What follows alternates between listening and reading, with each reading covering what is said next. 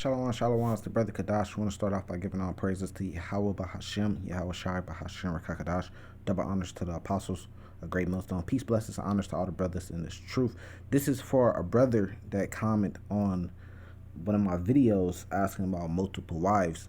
Over the commenting on the commenting board, sometimes things get kind of blurry because you can't really understand how a person is saying something. So I just decided to make this video for you. If you see the video, brother, hopefully this will be edifying for you. His name is King's Juster, and he comment. I'll try to find your tag and tag you in it too, but hopefully this will be edifying on multiple wives. So I'm just going to jump right into it. Well, first I'll just speak on it myself. Multiple wives, you got to understand, the scriptures say that the Lord does not change, right? Our time is not the Lord's time. So the Lord gave King David wives, multiple wives. King Solomon, he gave King Solomon multiple wives. So if you think about it like this, remember the sin that King David committed, he numbered all Israel, he committed adultery, sleeping with another man's wife and murder. That's adultery, not having multiple wives, but sleeping with another man's wife is adultery. And you see how the Lord was going to send the angel, he was going to destroy all Israel. But King David repented. So now if you fast forward to King Solomon had 700 wives and 300 concubines. Why wouldn't the Lord send the angel to destroy King Solomon if having multiple wives was a sin? It wasn't. Why would the Lord allow him to multiply that many wives before destroying them? But King Solomon, you got to remember, King Solomon was counted as being righteous until he got into old age, even with him having multiple wives. Now, if you put that together with the fact that the Lord does not change, and our time is not the Lord's time. So from the time that we are living to this day, going all the way back to King Solomon, was only a couple of days to the Lord. It's been thousands and thousands and thousands of years to us, but it's only been days to the Lord. The Lord is not wishy-washy like that, so he don't change. If he gave King David multiple wives, if he gave King Solomon multiple wives, then that's because we're allowed to have multiple wives. Because even before that, if you go back to Jacob had multiple wives. He had 4 of them. So that proves that we're able to have multiple wives. The Lord doesn't change at all. And the Lord is not a respecter of persons, because a lot of women like to say, well, they're kings. But the Lord doesn't respect of persons. If it's okay for King David to have multiple wives, it's okay for a servant Israelite man to have multiple wives. If we're going according to the law, the Lord don't have one set of laws for the kings and then one set of law for the rest of the Israelites. That's not how it works. And even if a woman wants to say that, guess what?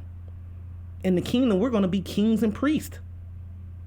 King David, I believe it was King David, he said that he'll rather be a doorman of the in the kingdom of heaven. When they seen King Solomon doorman, the queen Sheba, whatever her name was, and she sent to inquire about King Solomon to see if everything was true that she was hearing about him. She met his doorman and she thought the doorman was King Solomon. So they said they'd rather be doormans in the kingdom of heaven. That's how great we're gonna be. Right, monogamy is something that was taught to our women by the westernized, by the Edomites, in order to conquer us, in order to divide us and conquer us and make our households weaker. If you think about it from even a logical point, right? Man, we could get 100 women in 1 year pregnant, but a woman only could get pregnant once in a year. So if you talk about biological, our bodies are made to have multiple wives. You have a stronger household. I talked to my wife about this, man. So I know how you feel. I know what you're going through because I'm going through it. We're all going through it right now. And I say, look, we got my income, the lion's share, right? We got your income, but imagine if we had another income or another 2 incomes to the household. We got a nice size house, but that $300,000, $400,000 house you want, now we could afford it. Now that payment, the monthly mortgage on it, doesn't sound so high when you got 4 incomes coming to the household. When you go to college kids, what do the college kids do? Now, the Negroes, the Israelites, Hispanics, and Native Americans, we don't get down like this. But if you look at the Edomites, it'd be like 4 or 5 of them. They go get them a nice house in the mills, in the hills, cobblestone, something like that, the creeks. They go get them a nice house while they're in college, and 5 of them split the rent. And they live in a big, nice house. That's how you got to think smart like that, man. But our women don't think that way. Now, when you go to Mark 10, this is what I sent you on the comment board. Now, when you read it, it's in the same context. So, verse 1, it says, and Yahushua answered, verily I say unto you, there is no man that has left house. So, if you're going to have to forsaken your house, or brethren, you're going to have forsaken brethren, that's not in the truth, 2/3, or sisters, father, mother, or wife, or children, or lands for my sake. In the gospel, you've forsaken those things for the Lord in the gospel. It says, but he should receive 100-fold now in this time. This is talking about the kingdom. This is red letter. This is coming from Yahweh Shai. So we're going to receive 100 homes. We're going to have mansions all over. Think of Floyd Mayweather. Think about all the rich men, right? They get rich. They all got multiple wives. A lot of them getting divorced right now because they had a mistress. You see, with Bill Gates, I think it happened to the his name's slipping the top of my head. The Amazon, the dude, you know who I'm talking about though, Jeff Bezos, right? So they all have multiple wives, anyways. Really, there's always a mistress. Now we gonna have hundreds of homes in the kingdom, and brethren, we're all gonna be greater than King David and than King Solomon was on the earth in the kingdom. So did they have multiple wives? Yes. Or are we gonna have multiple wives? Yes. We gonna have all the brethren. We're gonna be a body. We're going to have all the sisters. We're going to have mothers. We're going to have multiple hundreds of children. How else are we going to get hundreds of children? From being in the kingdom, we're going to get the whole world, all dominion. We're going to have hundreds of slaves of the other nations, but we're only going to have one wife. For our whole, we're going to live for thousands of years, but we're only going to have one wife throughout that whole lifetime. That don't make no sense, man. So, because we're not going to die, because remember, 1 Corinthians 15 says we're going to get those new bodies, and then the same death has been swallowed up in victory is going to come to pass. So we're not going to die. So you mean from the time we very first pop one woman, we're going to take her to be a wife, and we're only going to pop that one woman for the rest of our lives? Of course not, man. That's just another stumbling block for the women because they've been put up on a high pedestal. They think they're men. Remember the book that came out with Steve Harvey, Think Like a Man? Exactly. Why you think that book was so popular? That's wicked, but the Lord is starting, you can see the Lord is starting to set the reset button. Things are going to get harder and women are going to be taken off their pedestal. And let me finish this up though, because we're going to get into that. Now it says, you say, well, you're going to have multiple mothers in the kingdom? Yes. Because remember back in the day, your kids could just run the street, because the whole community, everybody in the community was your father. Everybody in the community was your mother. Anybody could get on you if your kid was going off back in the day. So basically the Lord hitting the reset button. So we're going to have hundreds of children. We're going to have hundreds of lands. If you go to, here, I'll pull it since I'm right here. Luke chapter 19. Verse 17, and he said unto him, well, thou good servant, because thou hast been faithful in very little, have thou authority over 10 cities. So we going to have multiple lands. We going to be in authority over 10 cities with persecutions and in the world to come eternal life. See? So we're going to have eternal life. Of course, we're going to have multiple wives. King David is going to be back in the kingdom. So you think King David on this side, he was able to have multiple wives and it was glory because the Lord said he would give him that as a gift. But then in the kingdom of heaven, King David's going to be back in the kingdom of heaven and now he's not going to be able to have multiple wives. It's complete foolery, but it's just another stumbling block. I sent you this one too. Isaiah 4:1.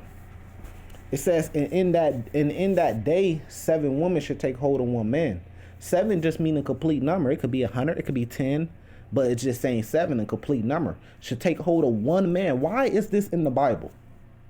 It says, we will eat our own bread and wear our own apparel. Because today, you kind of got to cash app her first. Cash app that woman some money. Pay her bills. You got to take her out to eat. Ruth Chris. You got to go spend $100, $200 on a date. Pay for all her drinks. Pay for her to get in the club. Pay for the gas. Pay for the hotel room if you get lucky at the end of the night. Pay for her food. Shit, sometimes you got to go and take her to the mall before you go on your date and get her a dress just to be able to do this, just to try to have sex with her, right? But now it's going to change. The Lord going to hit that reset button. We will eat our own bread and wear our own apparel. Only let us be called by that name. The woman going to say, look, we do for ourselves. Just let us be your wives. Why? To take away our reproach. What does take away a reproach mean? Take away their disgrace.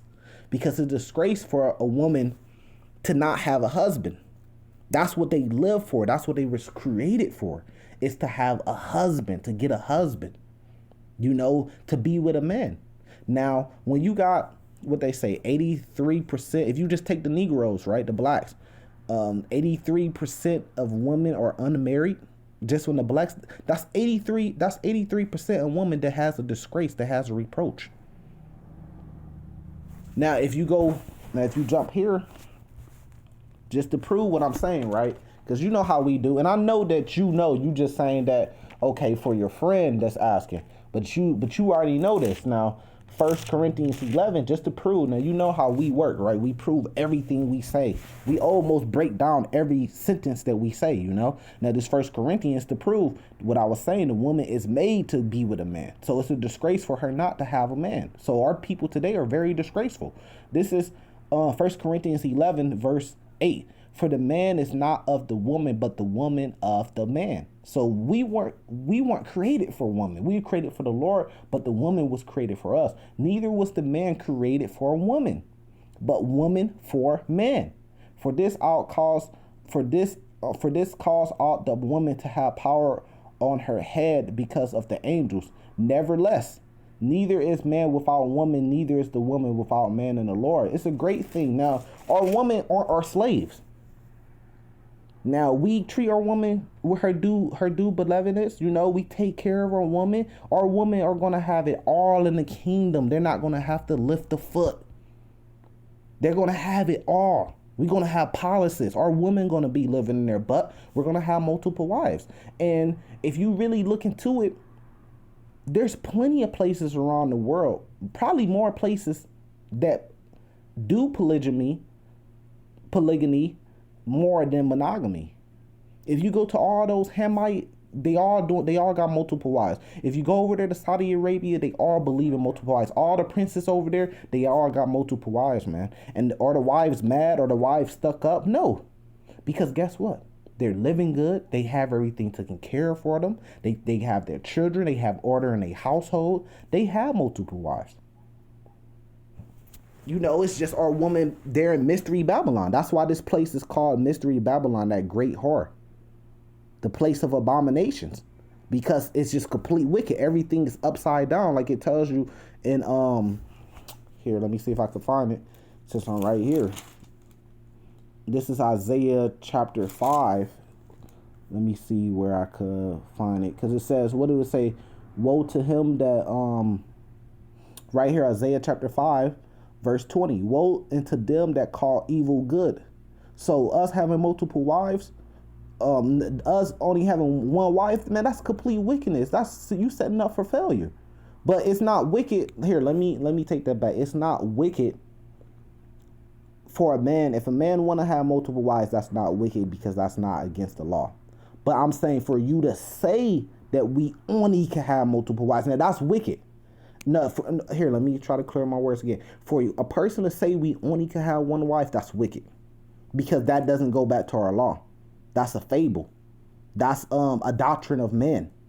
Now, can men have one wife? Yes. But for you to condemn brothers for having multiple wives, then that is wicked. Now it says, woe unto them that call evil good and good evil. So they say, look, us having multiple wives, they calling that evil. That put darkness for light and light for darkness, that put bitter for sweet and sweet for bitter. So they changed everything. Woe unto them that are wise in their own eyes and prudent in their own sight. So we not going off our own feelings.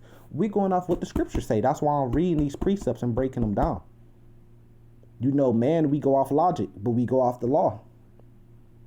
So they switched everything. So they have all the women following them. Because how do you take down a nation? You put the woman over the man because it's easy to control the woman.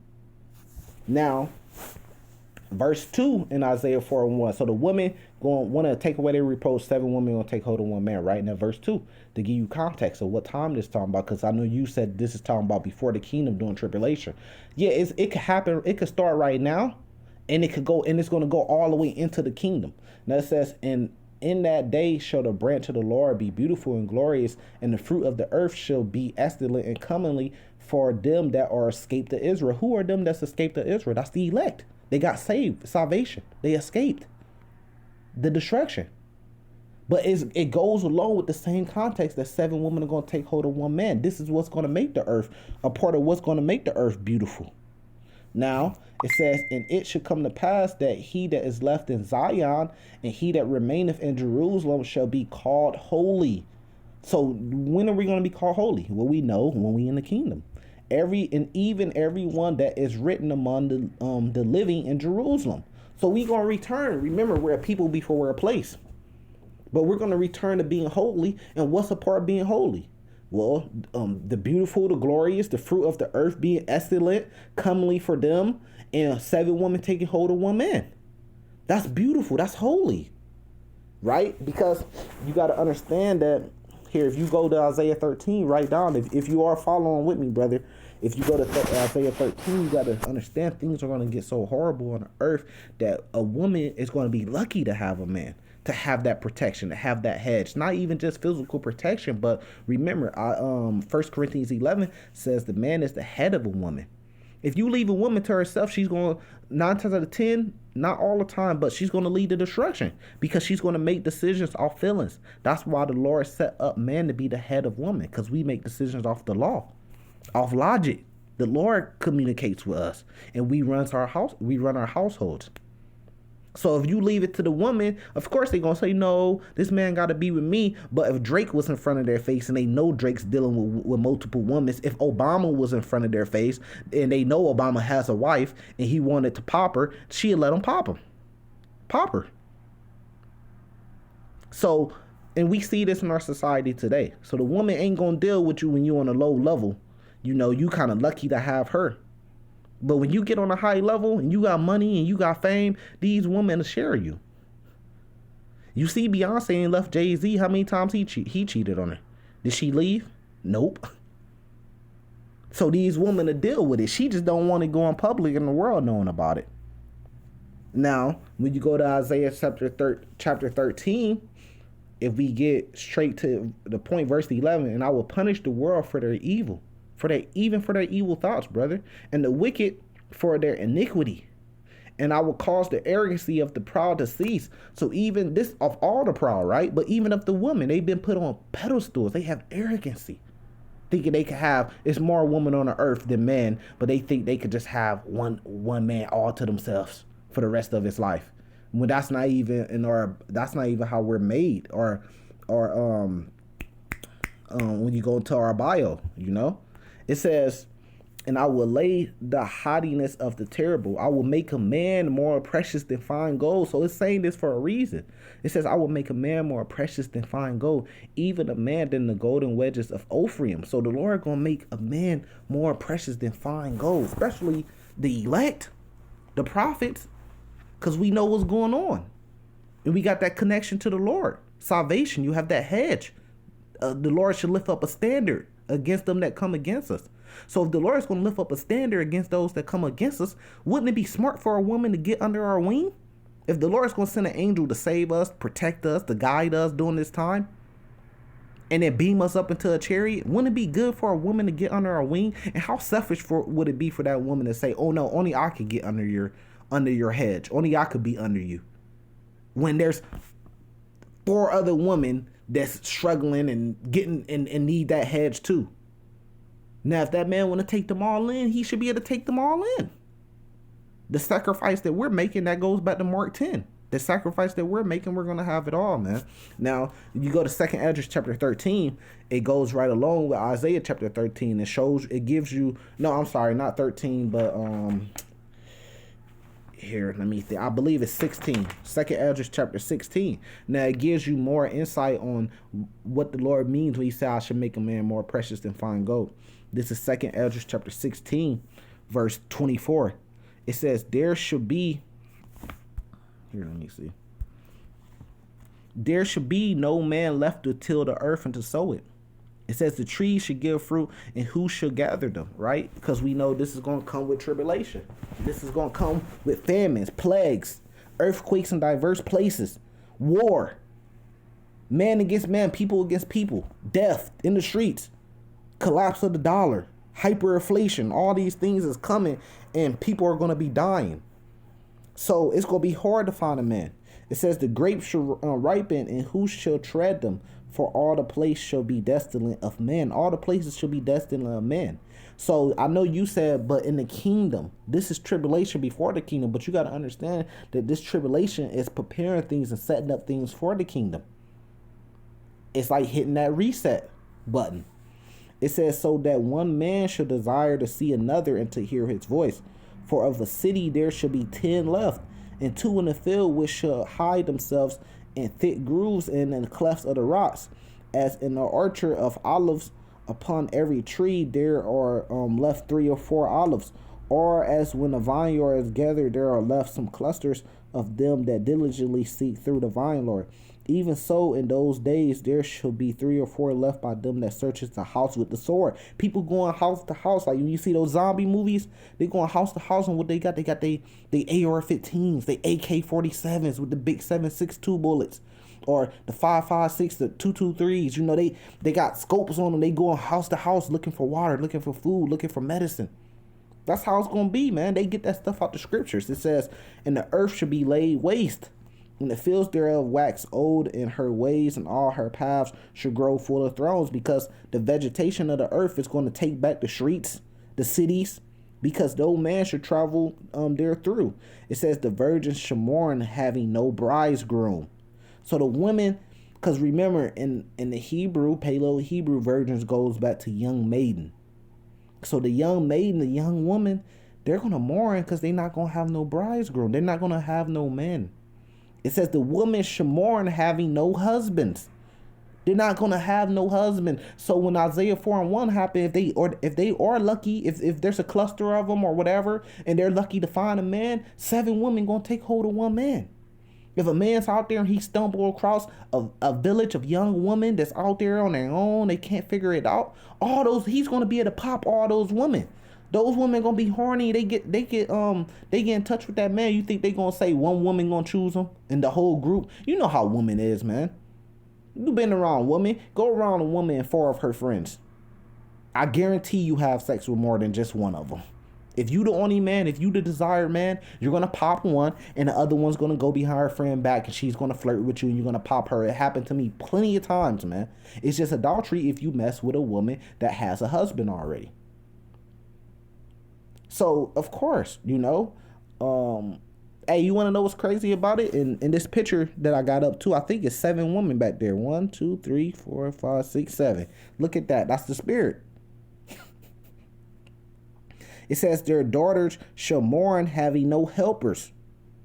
It says, in the war shall their bridegrooms be destroyed, and their husbands shall perish of famine, because a lot of men are going to be destroyed with fighting against each other in these upcoming race wars.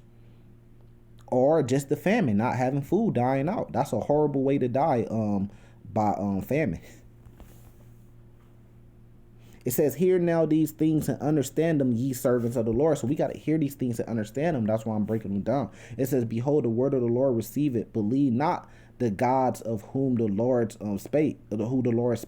Behold, the plagues draweth nigh and are not slack, as when a woman with child in the 9th month bring forth her son with 2 or 3 hours in her birth. Great pains, she having those contractions, compass her womb, which pains when the child coming forth, and slack not a moment. So it's just showing you that these plagues are going to get worse and worse and worse and worse.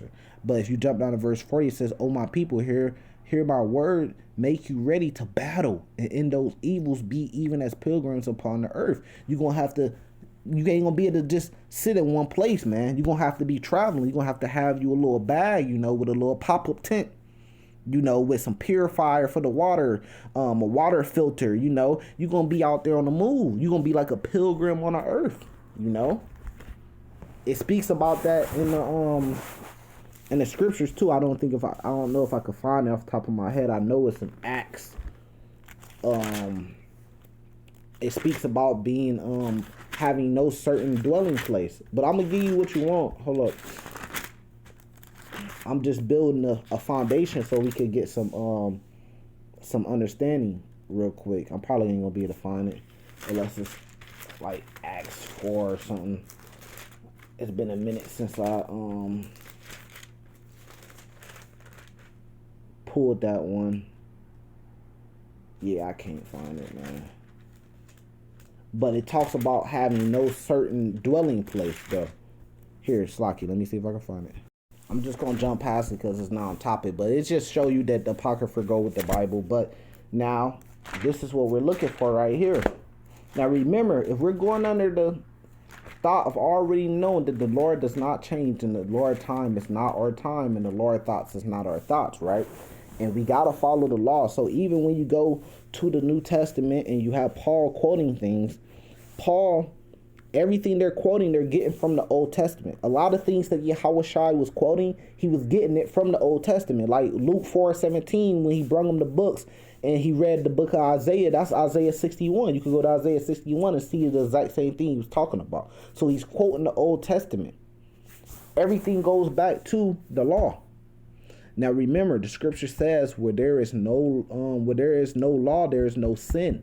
So a person can't say that having multiple wives is a sin because there's no law that says the man must have only one wife. A man cannot have another wife. Actually, there's the exact opposite. So when we get to Deuteronomy 21, right here, let me find verse 15, straight to the point. It says, if a man have two wives, it's over with. The Lord does not change. Now the sacrificial laws, we're not going to have sacrificial laws for the Israelites in the kingdom. Why? Because we're going to be made perfect. Jeremiah 31 and 31, we're going to have the law, statutes, and commandments in our inward parts. The sacrificial laws was the sacrifice for our sins, but we're not going to sin in the kingdom no more. So, but as far as the other laws, these are the laws we're going to have. Even when Yahushua gave the two great laws, he said all the rest of the laws hang on them, hang on those two laws, meaning we have to still keep all the rest of the other laws. Now, back in Isaiah 21, if a man have two wives, it's over with. One be loved and another hated, showing that in our law, this is the law. It says, and they have borne him children, both the beloved and the hated, and if the firstborn son be hers that was hated, then it shall be when he maketh his son to inherit that which he has, that he may not make a son of the beloved first before the son of the hated, which is indeed the firstborn. So it's our law is giving us a law on how to deal with having two wives. If a man have two wives, it don't say if a man had a wife, he divorced her and then he took another wife. No, it says if he has two wives at the same time, but he just, he don't really get along with. Maybe they hit it off. Maybe he popped her. He took her to be a wife. He's there doing his duties. But it's showing you like, look, but if you have your firstborn son, then you still have to get that inheritance, the double portion of the inheritance to that firstborn son. It tells you that in verse 17. Even if it's from a wife, you can't take a new wife and say, well, I have more of a bond with this wife, and then I have a son, my second son, I'm going to give the double portion to him because I like this wife more. You can't do that. So even in our law, it's telling us how to deal with two women at the same time. So what are we doing right now? Well, if you go to Judges chapter 5, we're rehearsing the righteous acts. What's a righteous act? Having two wives and knowing how to deal with them. So if we go, I'll give you another one. If you jump back to Exodus, it's so many too, man. You could go when the Lord said he gave King David multiple wives. So out the Lord's mouth, if the Lord himself out his own mouth is saying he gave King David multiple wives. The Lord said, I gave you multiple wives. So are we going to say that the Lord is wicked for giving King David multiple wives? Or the Lord caused King David to sin by giving him multiple wives? Of course not. So if the Lord gave King David multiple wives as a gift, how much more is the elect going to get in the kingdom? Now, this is Exodus. Here, let me find where it's at real quick. This is the law too. This is going all into the law too. I gotta find out where it's at. Exodus 21 and 10.